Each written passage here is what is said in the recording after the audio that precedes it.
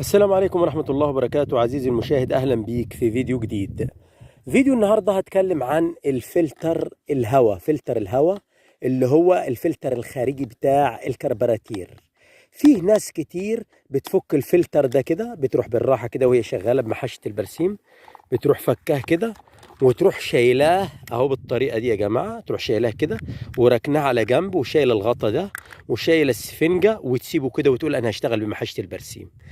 على فكرة كده انت بتضيع في محشة البرسيم. ما تخليش الفلتر ابو قرش يضيع ابو قرشين اللي هو الكربراتير.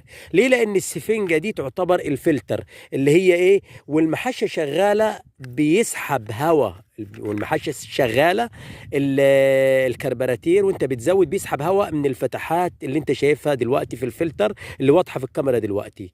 فحذاري حذاري اياك تشيل الفلتر ده وتركنه على جنب، هتبوظ المحشة وهيبوظ الكربراتير.